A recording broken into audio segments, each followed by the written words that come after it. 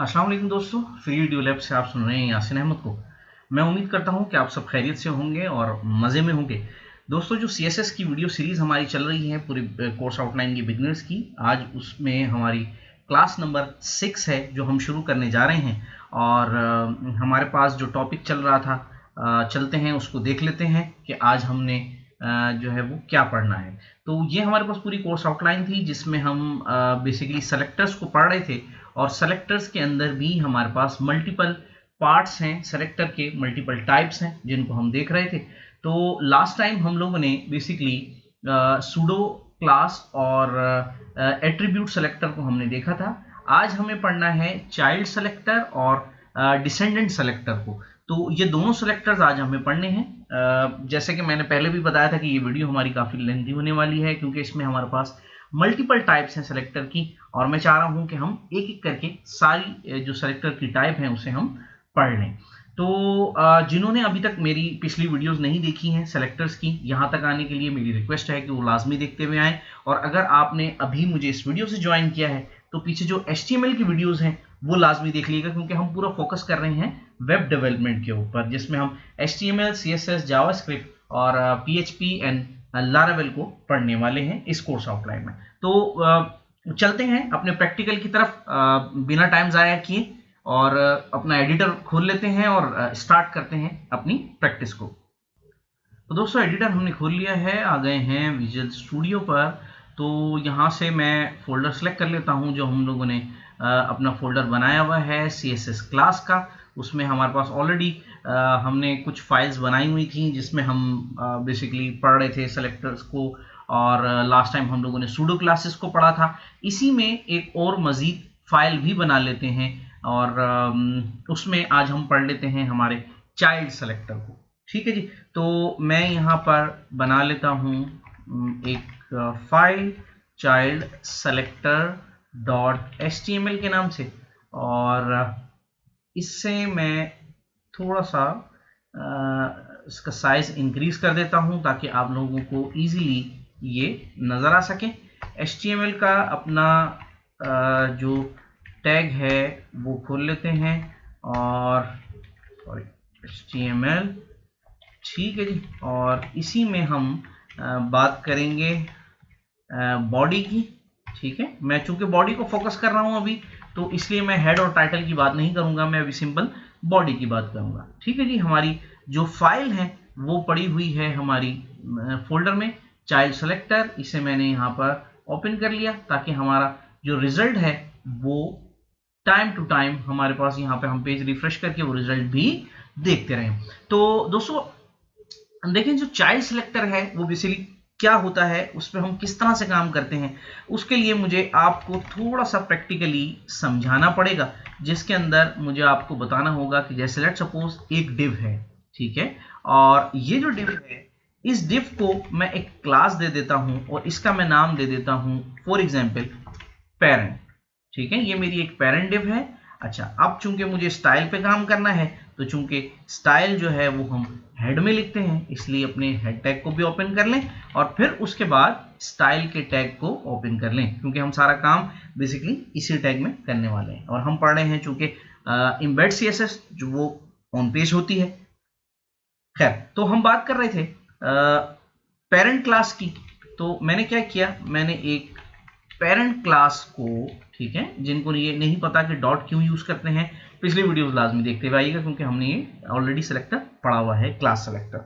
अच्छा, parent class को मैंने कहा बैकग्राउंड कलर, और इसे मैंने दे दिया फॉर एग्जाम्पल रेड कलर। मैंने ये कहा कि ये मेरे पेरेंट का रेड कलर है। रिफ्रेश किया तो अब आप ये देखिए कि हमारे पास कुछ भी नहीं आया। क्यों? क्योंकि ये डिव खाली पड़ी हुई है, इसमें अभी हमने कुछ ऐड किया ही नहीं। तो मैं एक पैराग्राफ लिखता हूं और इस पैराग्राफ में मैं लिख देता हूं हेलो फ्रॉम CSS क्लास 6।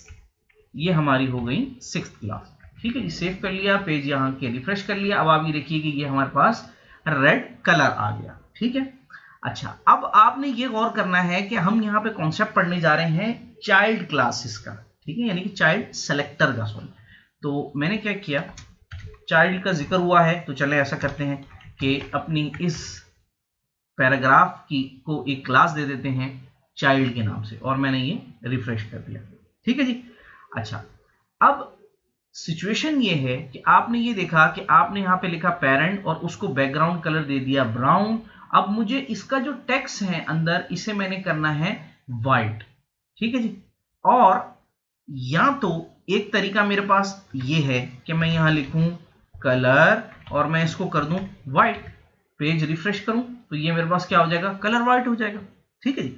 अच्छा, अब इससे होगा क्या कि जो मेरी डिव है, ये जो मेरी पेरेंट डिव है, इसके अंदर जितने भी एलिमेंट होंगे उसके अंदर जो भी मैं डेटा डालता जाऊंगा उस सब का कलर क्या हो जाएगा, वाइट हो जाएगा। जैसे लेट सपोज मैं कहता हूं दिस इज सेकेंड पैरा। ठीक है जी। और मैंने यहां पे सेव करके पेज रिफ्रेश किया। अब आप ये देखिए कि सेकेंड पैराग्राफ का कलर भी चेंज हो गया। लेकिन यहां तो मसला ये हुआ कि मैंने जो कलर अप्लाई किया है वो पेरेंट क्लास पे किया है, जो उसके इनर जो चाइल्ड्स हैं सबके ऊपर अप्लाई हो गया। ये तो गलत हो गया। मुझे ये करना था कि मैं ये चाह रहा था कि देखो इसका कलर मेरे पास जो है वो हो जाए व्हाइट और इसका कलर मेरे पास ग्रीन हो जाए। अब मैं क्या करूं कि मैं एक काम ये करता हूं कि मैं इसको कह देता हूं सेकेंड चाइल्ड। ठीक है जी। मैंने इसे सेकंड चाइल्ड दिया, पेज रिफ्रेश किया, कोई असर नहीं हुआ। क्यों? क्योंकि देखिए जी, ये जो सीएसएस अप्लाई हो रही है ये तो पूरी पेरेंट पे हो रही है। ठीक है, ये क्या है, ये पेरेंट है और ये दोनों इस पेरेंट के चाइल्ड हैं। तो ये एलिमेंट स्ट्रक्चर है। आपको ये लाजमी समझना होगा कि देखें जब आप HTML पे काम कर रहे होते हैं तो उसके अंदर पेरेंट और चाइल्ड का कॉन्सेप्ट होता है।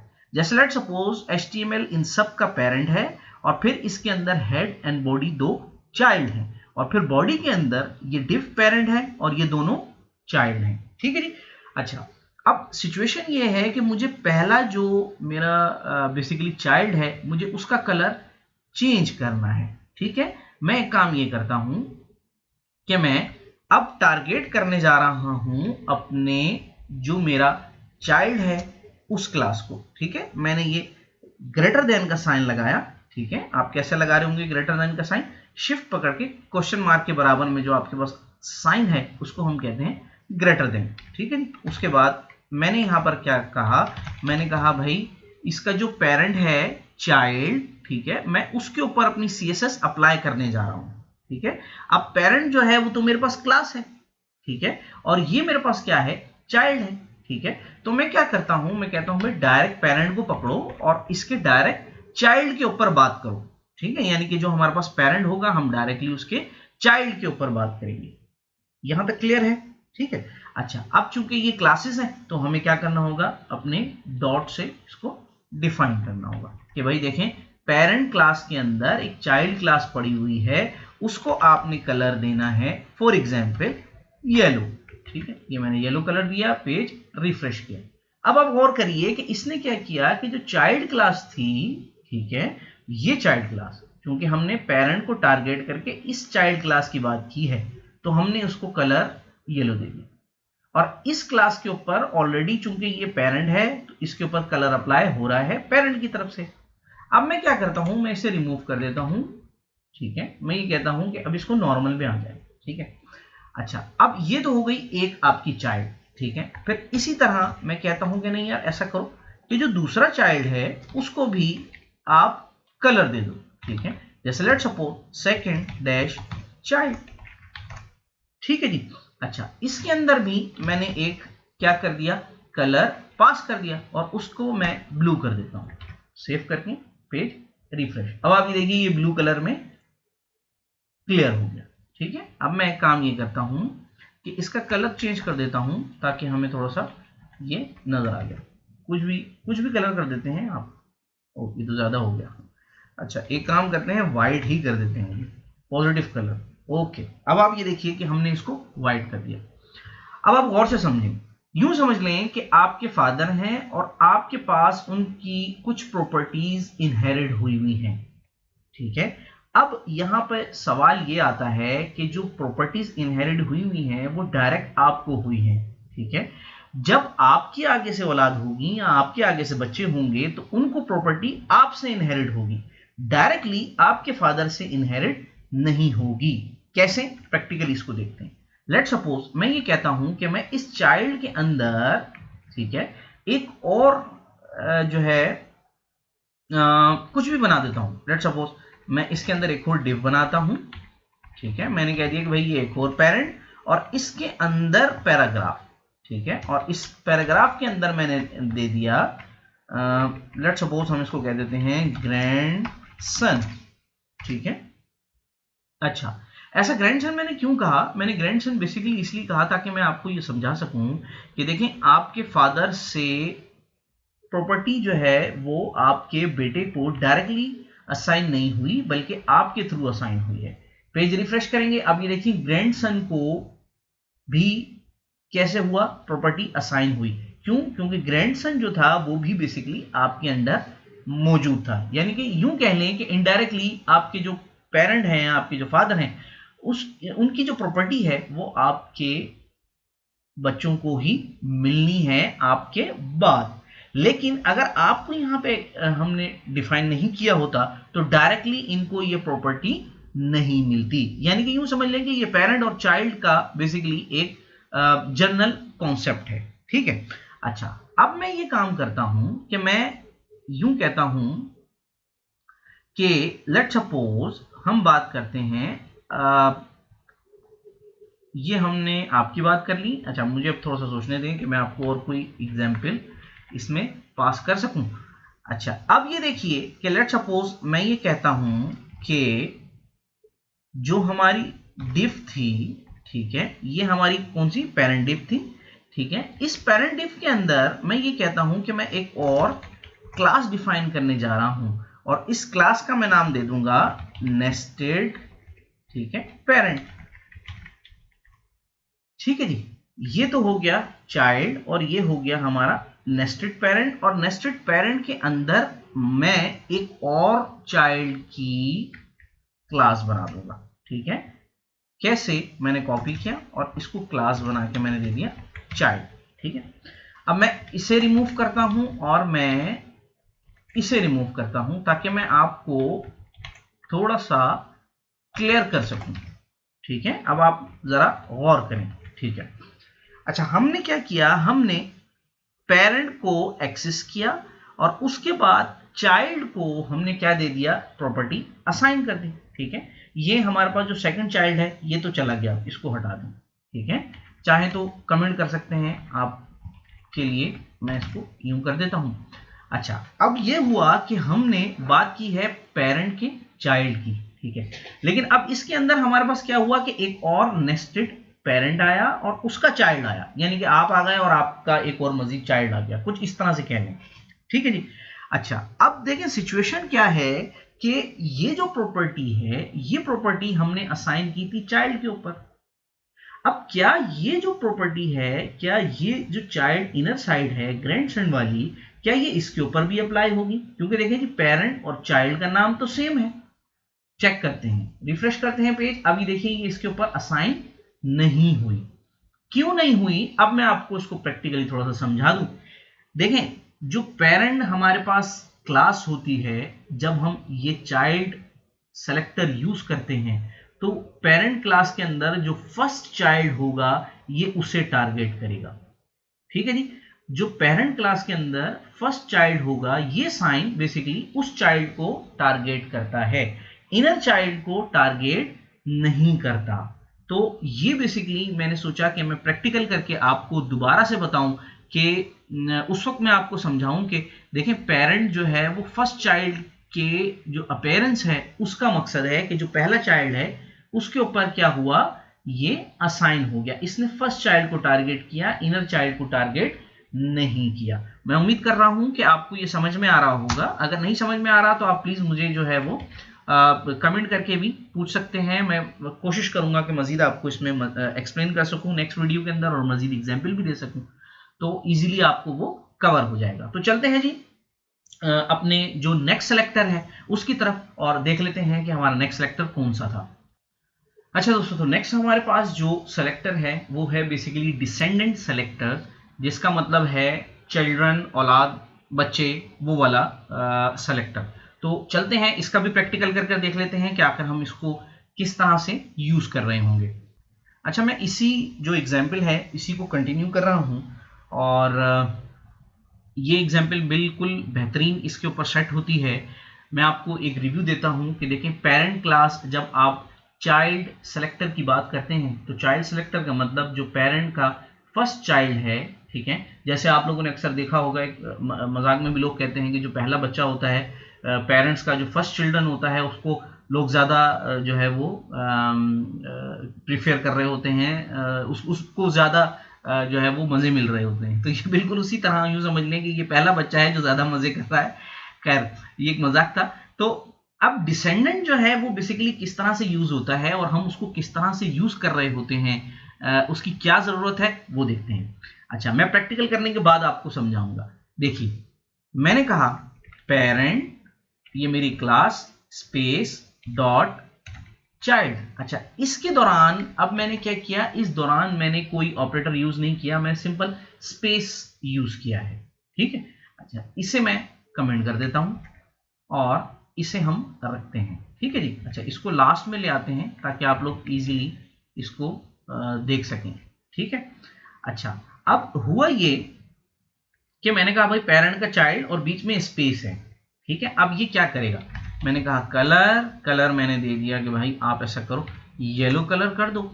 सेव किया, पेज रिफ्रेश। अब आप ये देखिए कि इसने दोनों पे कलर कर दिया, यानी कि इसने जो नेस्टेड था उसके ऊपर भी और जो नेस्टेड से बाहर चाइल्ड था उस पर भी। यानी कि जो डिसेंडेंट है उसका मतलब है चिल्ड्रन, ग्रैंडसन, ग्रैंड चिल्ड्रन, जो भी मजीद आपके बच्चे आते हैं, ये क्या कर रहा होगा कि ये उन सब के ऊपर अप्लाई कर रहा होगा। यानी कि हम टारगेट कर रहे हैं पेरेंट क्लास के अंदर जितनी भी चाइल्ड क्लास आ रही हैं उनके ऊपर कलर चेंज कर दो। फॉर एग्जाम्पल, अब मैं यहां पे लिखता हूं कि भाई क्या ये खाली चाइल्ड क्लास को ही फोकस कर रहा है, ऐसा तो नहीं है कि ये बेसिकली और क्लासेस को भी फोकस कर रहा है। तो मैंने कहा भाई सेकेंड चाइल्ड और मैंने यहां पे लिख दिया फॉर एग्जाम्पल सेकेंड चाइल्ड, ठीक है। सेव किया, पेज रिफ्रेश, कुछ भी नहीं है, देखें डिफॉल्ट कलर। क्यों? क्योंकि बेसिकली ये क्या कर रहा है, ये हमारे जो पेरेंट के अंदर चाइल्ड कलर की क्लास है ये उसे टारगेट करता है। फॉर एग्जाम्पल मैं यहां से इसको हटा देता हूं, सेव किया, पेज रिफ्रेश, कलर चेंज। क्यों हुआ ये? क्योंकि आप खुद देखें कि इसने क्या किया, बेसिकली इसने जो पेरेंट क्लास के अंदर चाइल्ड क्लास थी, अब वो चाहे जितना भी नेस्टेड अपेयर हो रही हो, चाहे मैं इसके अंदर ही क्यों ना बना लूं। फॉर एग्जाम्पल मैं यहां पर एक और स्पैन ले लेता हूं, ठीक है जी। एक एग्जाम्पल है, मैंने यहां पे स्पैन ले लिया और स्पैन लेने के बाद मैंने ये क्लास यहां पे असाइन कर दी और